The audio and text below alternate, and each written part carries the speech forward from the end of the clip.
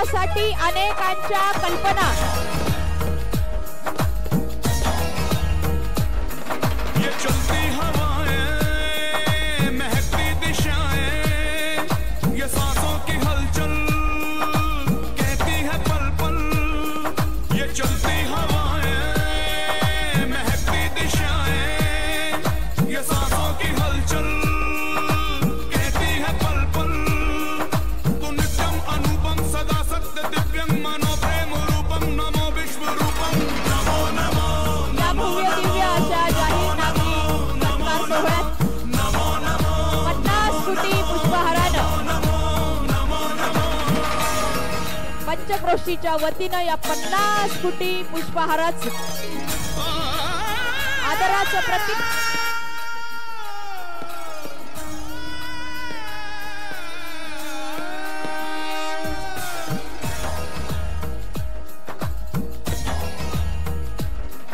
तू ही सबसे अफजल तू ही सबसे आला तेरे ही दम से जहां में उजाला तू ही सबसे अफजल तू ही सबसे आला तेरे ही दम से जहां में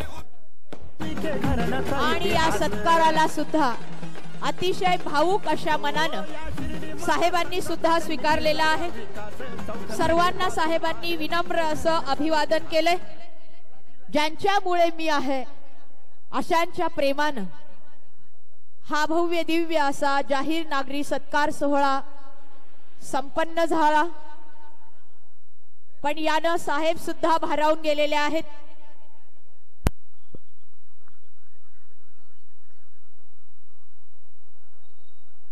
आज शिर्डीच्या या बाबांच्या पुण्यभूमीमध्ये एक आगळ्या वेगळ्या कार्यक्रमाचं आयोजन मला वाटतं माझ्या इतक्या वर्षाच्या अनुभवामध्ये ही पहिलीच घटना असली पाहिजे। इतका आपण शिर्डीकरांनी भरभरून प्रेम मला या सत्काराच्या निमित्तानं दिलेला आहे आणि त्यामुळे काय बोलावं हे मला या ठिकाणी सुचत नाही। आणि मला नेहमी हा प्रश्न पडतो की लोकांनी एवढं प्रेम का करावं आपल्यावर।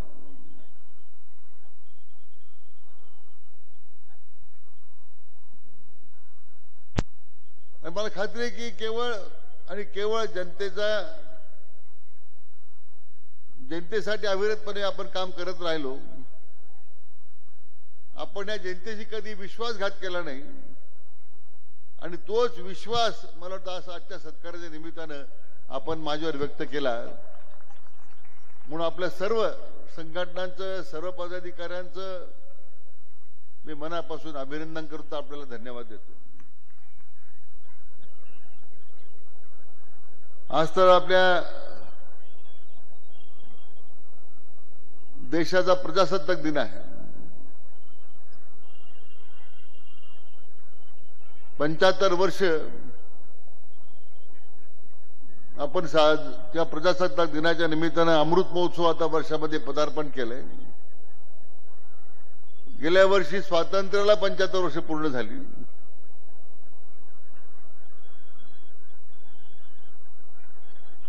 आणि सगळ्यात महत्वाचं की विश्वनेते म्हणून आपल्या देशाचे लाडके पंतप्रधान आदरणीय नरेंद्र मोदी साहेबांच्या नेतृत्वाखाली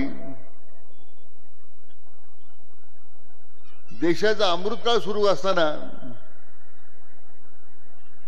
या दोन्ही गोष्टी गेल्या वर्षाच्या देशाच्या स्वातंत्र्याचा अमृत महोत्सव आणि या प्रजासत्ताक दिनाचा अमृत महोत्सवी वर्ष हा एक मला वाटतं आपल्या पिढीसाठी हा एक अतिशय विलक्षण योगायोग असं म्हणायला हरकत नाही। आणि त्या दृष्टीने सुद्धा मला या दिवसाचं विशेष महत्व मला या निमित्तानं वाटतं। देशाचा अमृतकाळ कसा आहे हे 22 तारखेला आदरणीय मोदी साहेबांनी जगाला दाखवून दिलं. काय घडलं 22 तारखेला? काय घडलं?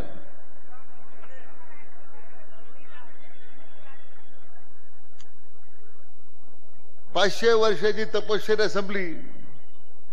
अनेक कारसेवकांनी आपलं प्राण त्या ठिकाणी आपलं जीवन समर्पित केलं. कोट्यावधी राम भक्तांच्या भावना होत्या. त्या 22 तारखेला प्रभू श्रीरामाची मूर्तीची स्थापना करून केवळ देशानं नाही तर संपूर्ण जगानं ऐतिहासिक सोहळा पाहिला नव्हे तर सगळं जग हे दुमदुमल्याच्या नादामध्ये श्रीरामाच्या नामघोषेमध्ये तल्लीन झालं होतं. असा तो ऐतिहासिक सोहळा होता. कोणाला सांगावं लागलं नाही काय करायचं.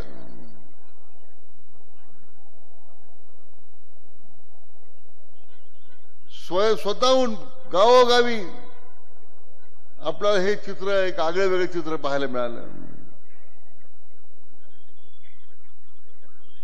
आणि म्हणून या श्रीरामांचं मंदिर अयोध्यात व्हावं. मी मगाशी उल्लेख केला, असंख्य कारसेवक राम भक्त त्याला समर्पित झाले.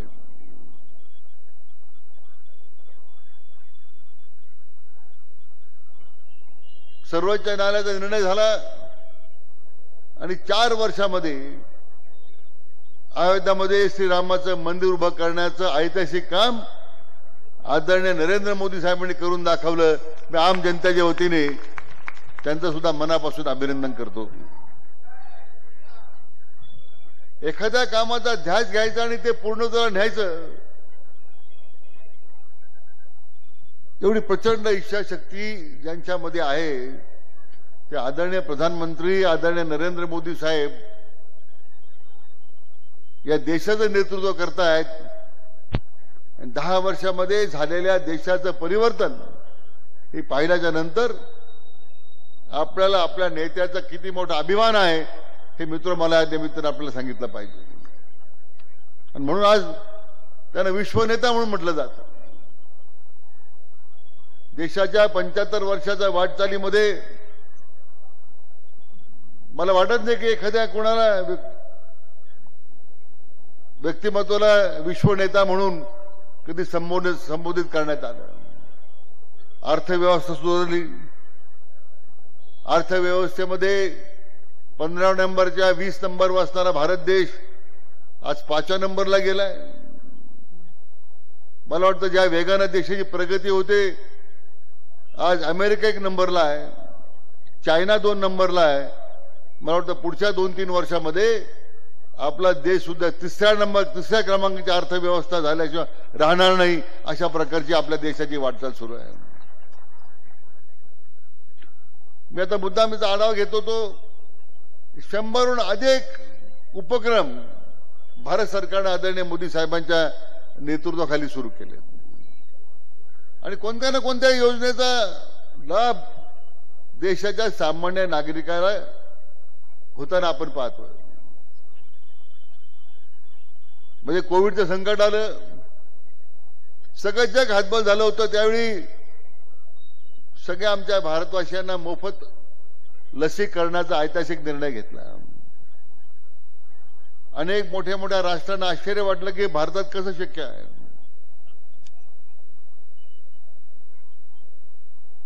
परंतु केवळ देशाला नव्हे तर जवळ जगभरातल्या 40 पेक्षा जास्त देशांना कोविडमध्ये लस पुरवण्याचं काम आपल्या देशाने केलं. अनेक योजनेतून जनमानसाच्या सामान्य माणसाच्या उत्कर्षाकरता योजना आल्या, निधी खर्च झाला. पण अभिमान या गोष्टीचा आहे. मुद्दा मी आपल्याला हा प्रश्न विचारू इच्छितो की या 10 वर्षामध्ये या सरकारच्या वाटचालीमध्ये असंख्य कार्यक्रमाच्या अंमलबजावणीमध्ये एकदा तरी या सरकारच्या विरुद्ध भ्रष्टाचाराचे आरोप झालेत का? निष्कलंक अशा प्रकारचं नेतृत्व मला वाटतं सामान्य नेतृत्व आदरणीय मोदी साहेबांचं आपल्याला मिळालं याचा आपल्याला सगळ्यांना अभिमान आहे. आणि आज त्यांच्या नेतृत्वाखाली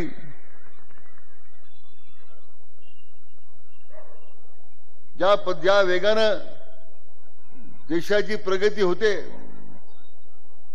किती इंडियाचे लोक, किती इंडियाची आघाडी तयार झाली. मी पहिल्या दिवशी सांगितलं होतं इंडियाची आघाडीमध्ये बिघाडी होणारच आहे.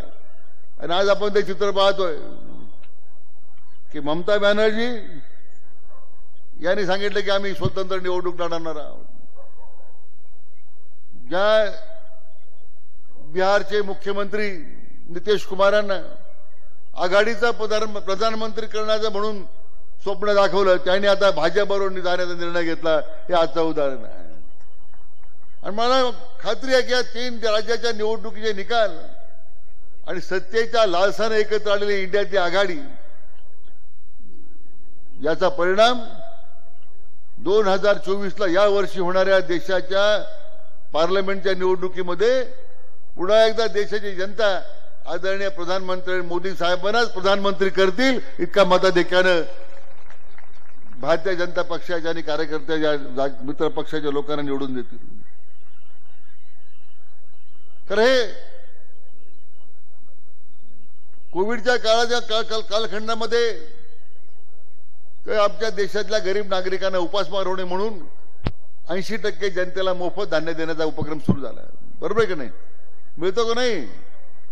कोणी सुरू केला तो? मोदी सरकार. आता त्याची मुदत आणखीन किती वर्ष वाढवली? किती वर्ष वाढवली माहित नाही. 5 वर्ष वाढवली. अजून तुम्ही चिंता करू नका, 2029 पर्यंत हे मोफत धान्याची योजना चालूच राहणार आहे. आयुष्यमान भारत योजना आली, किंवा प्रत्येकाला घरी कार्ड मिळतात का नाही आयुष्यमान भारताचे? औषधाचे कार्ड मिळाले का नाही?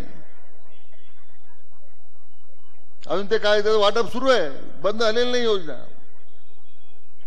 तर त्या आयुष्यमान भारताचं कार्ड तुम्ही कोणत्याही दवाखान्यात घेऊन जा, साईबाबा संस्थेच्या दवाखान्यात घेऊन जा, 5 लाखापर्यंतचा खर्च सरकार सोसणार आहे. तुम्हाला 1 रुपया खर्च करण्याची आवश्यकता नाही. आणि त्याचाच परिणाम आज महाराष्ट्रातील महायुती सरकारने घेतला.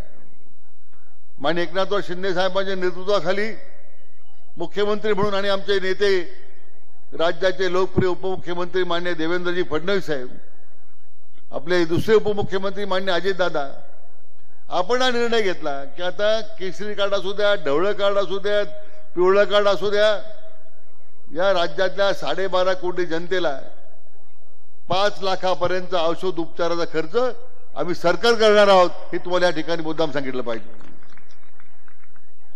आणि म्हणून दिल्लीतलं सरकार असू देत, राज्यामध्ये मागच्या 2.5 वर्ष महाविकास आघाडी सरकार होतं. काय होतं? आमचे महाविकास आघाडीचे मुख्यमंत्री फक्त फेसबुकवर होते लाईव्ह. आता घराबाहेर रोज फिरतायत. 2.5 वर्षात त्यांना सवड झालेल्या लोकांपर्यंत जाण्याची. 2.5 वर्षात एकच त्यांनी घोषणा दिली की माझं कुटुंब तुमची जबाबदारी. लोक वाऱ्यावर आहे. आणि या सगळ्या प्रक्रियेमध्ये आज आपण काय घरात बसतो नाही. कोविडच्या काळात लोकांबरोबर होतो, कोविडच्या काळाच्या नंतरही लोकांबरोबर आहोत. आणि येणाऱ्या काळामध्ये कोणताही प्रसंग या जनतेवर आला तरी आमचं महायुतीचं सरकार तुमच्या पाठीमागे खंबीरपणे उभं राहील, ही खात्री या निमित्ताने आपल्याला देतो. अनेक विषय बोलण्यासारखे आहेत. खरं म्हणजे आपल्या भागाचा तर निळवंड्याचा पाण्याचा प्रश्न इतका ज्वलंत होता. मान्य देवेंद्रजी मुख्यमंत्री झालेत, त्यांनी पहिल्यांदा मोठं पाऊल टाकलं. अकोला तालुक्यातल्या कालव्याची कामाला सुरुवात करून दिली. आदरणीय पिचड साहेबांना बरोबर घेतलं. 5,000 कोटीच्या सुधारित प्रशासकीय खर्चाला मान्यता दिली. आणि सगळ्यात आनंदाची गोष्ट की आपल्या देशाचे लाडके पंतप्रधान आदरणीय मोदी साहेबांच्या हस्ते निळवंडे धरणाचं उद्घाटन केलं आणि आज दुष्काळी भागाला पाणी मिळायला लागलं. परवाच आम्ही निळवंड्याच्या उजव्या कालव्याची पाण्याची चाचणी करता पाणी सोडलं. जे लोकांना काही वर्षापूर्वी अशक्य वाटत होतं ते साईबाबाच्या कृपेनं आपण ते शक्य करून दाखवलं. मित्र, मला या निमित्तानं आपल्याला मुद्दाम सांगितलं पाहिजे. आणि म्हणजे सगळं काम करताना आपण नेहमीच परिसराच्या विकासाचा, जिल्ह्याच्या विकासाचा, राज्याच्या विकासाचा आपण विचार करत राहिलो. आज या योजना सरकारने आपल्यासाठी आणल्यात. 1 रुपयात पीक विमा असेल. आमचे दूध उत्पादक आहे की कोणी आहेत ना. दुधाचे भाव पडले, 5 रुपये अनुदान तुम्हाला द्यायचा निर्णय आपण केलाय. तो तुम्हाला पुढच्या पेमेंटमध्ये जमा होईल. कांद्याचे भाव पडले, मागच्या काळामध्ये आपण अनुदान दिलं. अशा अनेक योजना आहेत की ज्याचा उल्लेख मला ठिकाणी करता येईल, परंतु मी आपला वेळ घेणार नाही. परंतु मुद्दा मी सांगत होतो की राज्याच्या बरोबर जिल्ह्याच्या विकासामध्ये आणि जिल्ह्याच्या विकासाबरोबर आपल्या मतदारसंघाच्या लोकांच्या विकासामध्ये अधिक आपल्याला काय काम करता येईल. मग दिघे साहेबांनी पुष्कळ मोठी यादी वाचली. आणि माझा स्वभाव नाही की देतो लोक काम न करता व्हॉट्सअपवर येतो.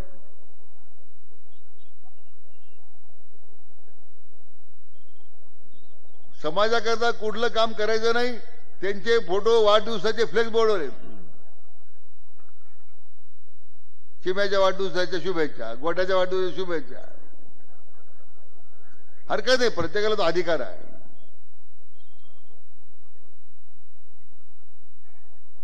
आज सगळ्या जिल्ह्याचा आपण एक मास्टर प्लॅन तयार करतोय. जिल्ह्याचा पर्यटन विकास आराखडा आम्ही आता तो तयार केलेला आहे. जिल्ह्याचा औद्योगिक विकास आराखडा आपण तयार केलेला आहे. आणि मी स्वतःला भाग्यवान समजतो की आदरणीय मोदी साहेबांनी, आमचे नेते देवेंद्रजींनी मला राज्याचा महसूल मंत्री म्हणून काम करण्याची संधी दिली. त्या संधीचं सोनं करून दाखवण्याचं एक भाग्य मला लाभलं. खंडकरांच्या जमिनीच्या वर्ग 2च्या 1 करण्याचा आपण निर्णय केला. ज्याला 50% रक्कम भरावी लागली असती तुम्हाला, ती विनामूल्य करून दिलं. आणि शिर्डीच्या विकासाकरता मला जमीन देता आली. आज तुमच्या आपल्या शहराच्या विकासाकरता दिलेल्या जमिनीची किंमत 400-500 कोटी रुपये ती विनामूल्य दिली. आपल्या गावच्या विकासाकरता विनामूल्य दिली. आपण 500 एकराची एक जमीन मोकळी पडलेली होती. कालच मला मित्र सांगायला आनंद होतोय, काल आम्ही सरकारने GR काढला आणि ती 500 एकर जमीन आता MIDC कडे हस्तांतर करून कालच दिली. आपण त्यांच्या ताब्यात दिली. 600 एकर जमीन नगर शहरालगत सरकारची जमीन होती महसूल खात्याकडे, ती सुद्धा आम्ही परवा त्याचा GR काढला, ती सुद्धा MIDC कडे हस्तांतर केली. 1000 एकरामध्ये ज्यावेळी या जिल्ह्यात उद्योग राहत आहेत, त्यावेळी अन्य उद्योग करायला, अन्य जे उद्योगी लोक आहेत त्यांचे उद्योग चालू, तिकडे फार लक्ष द्यायची गरज नाही, त्यांचे उद्योग चालू जाऊ द्या. आपला प्रयत्न काय की आपल्या जे हजारो युवक आहेत हाताला काम मागतात, त्यांच्या हाताला या औद्योगिक वसाहतीमध्ये आम्हाला कायमस्वरूपी काम देता आलं पाहिजे, ही त्याच्या पाठीमागची भूमिका आहे. आणि तुम्हाला मी सांगतो, निश्चितच मोठे मोठे प्रकल्प त्या ठिकाणी आता आपण आणणार आहोत. तुमच्या कृपेनं विमानतळ काढलं, त्याला विरोध झाला सुरुवातीला. मी सांगायचा प्रयत्न केला, बाबा विमानतळ तुमच्या करता आहे, माझ्या करता नाही आहे. इधर येणारा माणूस काय लुळीला जाणार नाही, तो शिर्डीला येणार आहे. हे मला सांगायला किती वेळ लागला. आणि आज विरोध करणारे लोक त्याच विमानात बसून दिल्लीला जातात, हैदराबादला जातात. आज त्या विमानतळाच्या आपण 600 कोटी रुपयाची नवीन इमारतीच्या कामाला सुरुवात करतो. 600 कोटीची आंतरराष्ट्रीय विमानतळ आहे. आंतरराष्ट्रीय स्तरावरून सुद्धा विदेशातून या ठिकाणी विमान सेवा सुरू झाली पाहिजे, या दृष्टीने आपल्या निमित्तानं प्रयत्न आहे. कोणाचा रोजगार वाढणार आहे, कोणाचे हॉटेल चालणार आहे, कोणाचं उत्पन्न वाढणार आहे. इथे MIDC मुळे कोण इथे शिर्डीतून राहणार आहे, प्रत्यक्ष अप्रत्यक्ष रोजगार कोणाचा वाढणार आहे. इथे आता 35 एकर जागा आपण बाबांच्या जीवनपटावर थीम पार्कला दिली. मी आता रिलायन्सशी बोलतोय, महिंद्राशी बोलतोय, अदानी ग्रुपशी आम्ही आता बोलतोय. इथं किती रोजगार निर्माण होऊ शकतो आपण त्या दृष्टीने. तर उद्या थीम पार्क उभं करणं सोपं आहे, पण चाललं पाहिजे ना ते. इथे आता जी दिलेली जमीन 35 एकर आहे अप्पर जिल्हाधिकारी कार्यालयाला, आणखीन काही जमीन शिल्लक आहे. स्टेट फार्मिंगची जमीन आहे, आपण कोणाची घेत नाही.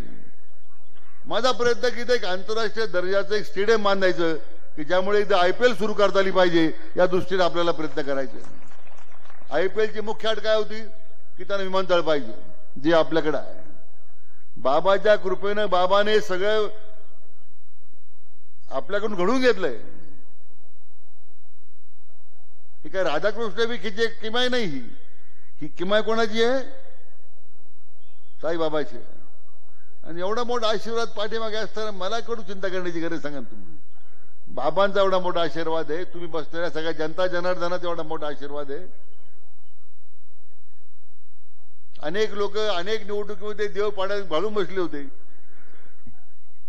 पण शेवटी देव पाण्यात बुडून यश मिळत नाही.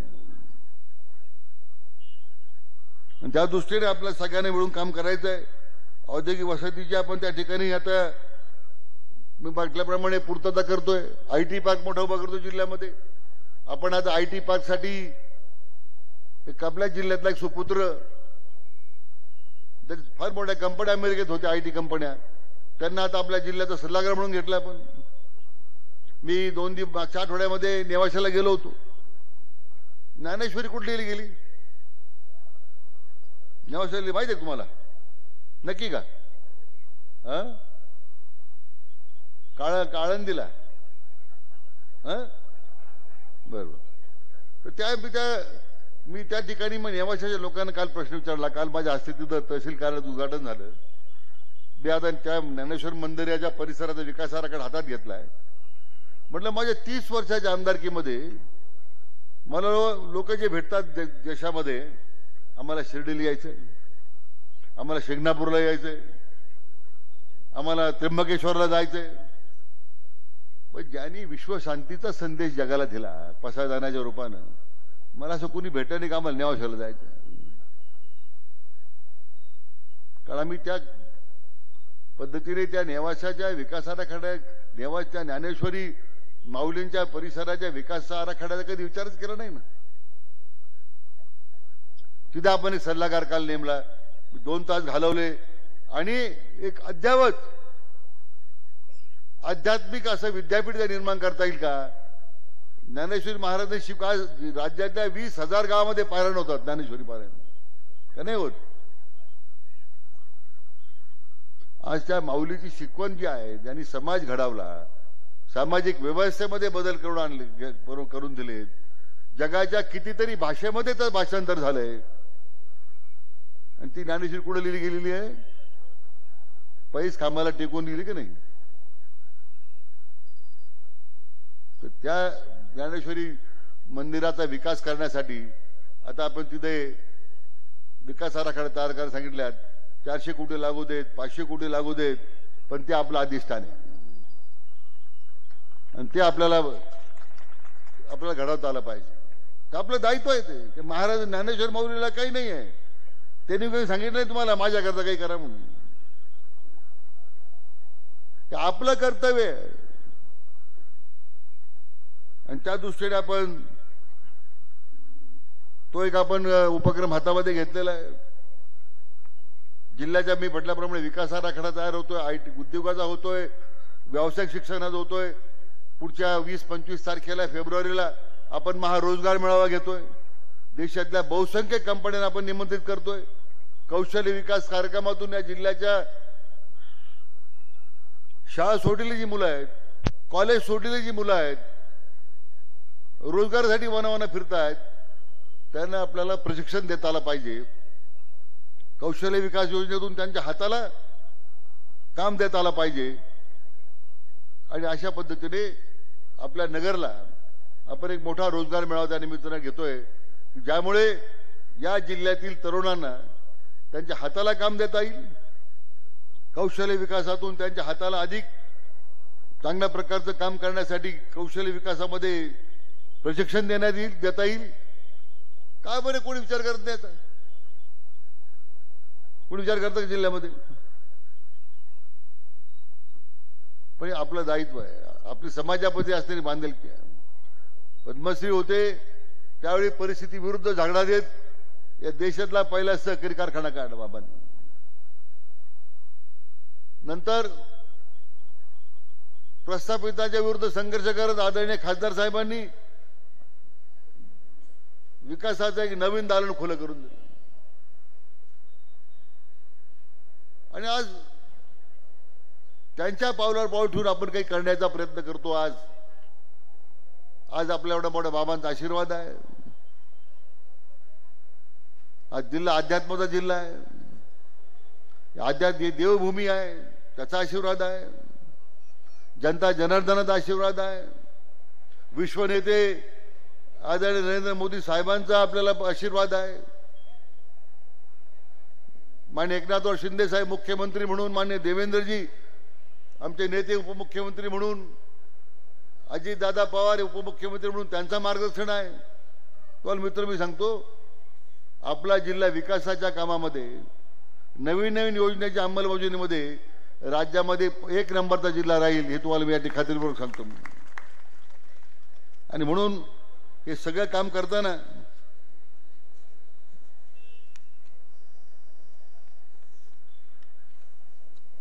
खरं म्हणजे मी मगाशी उल्लेख केला त्याचा की लोकांनी किती प्रेम करावं आपल्यावर.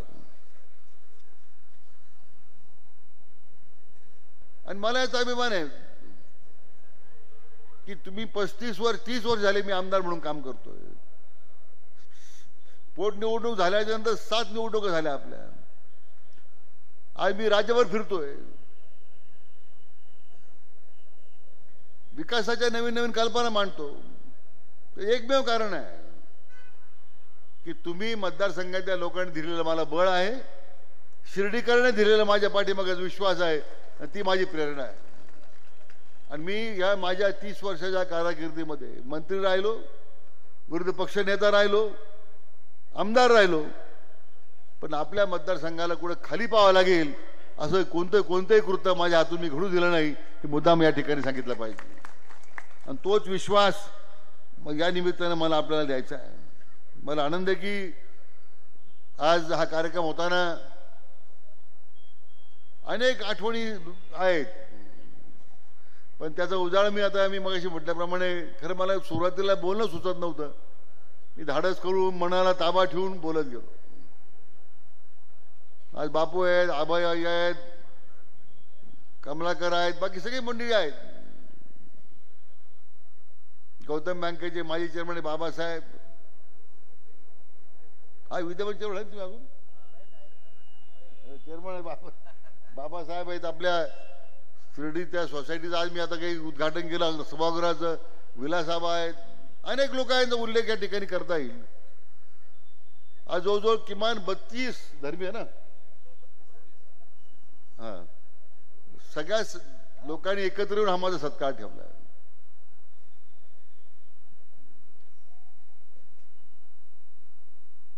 याच्यामध्ये सगळ्यांचं योगदान आहे.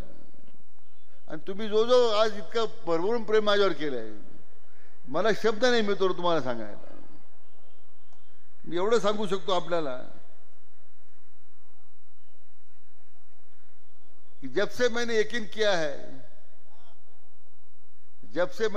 किया है आप मेरे साथ हो,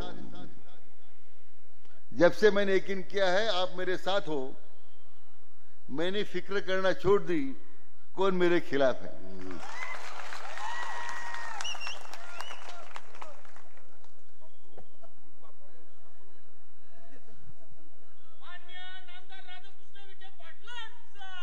विजय असो. मित्रो, मी आपला आधी घेत नाही. मगाशी काही कमलाकरणी मुद्दा मांडला. बरेच नागरिक मला भेटलेत. राम मंदिराच्या बाबतीमध्ये उभारणी केली पाहिजे. बाबांनी आणलेल्या रामाच्या मूर्त्या आणि कृष्णाच्या मूर्त्या तशाच याच्यामध्ये मला वाटतं म्युझियम मध्ये आहेत. पण आता याच्या बरोबरीनं एकतर साईबाबा संस्थांनी जागा दिली तर ठीक आहे, नाही तर आपल्याकडे जागा आहेच ना. एवढं 25-30 एकर जागा दिली ना. अप्पर जिल्हाधिकाऱ्याला 35 एकर जागा दिली, त्यातली काढून घेऊ काही जागा. सुधारणा ती माझ्या हातातच आहे. आणि म्हणजे चांगलं श्रीरामाचं मंदिर, कृष्णाचं मंदिर या ठिकाणी आपल्याला उभं करण्यासंदर्भात आज आपण संकल्प करू. त्याची ताबडतोब अंमलबजावणी आपण सुरू करू आणि तुमच्या सगळ्यांच्या मनातलं मंदिर हे आपण उभं करू याची खात्री तुम्हाला देतो. पुन्हा एकदा सगळ्यांना मनापासून धन्यवाद देतो. थांबतो. जय हिंद, जय महाराष्ट्र.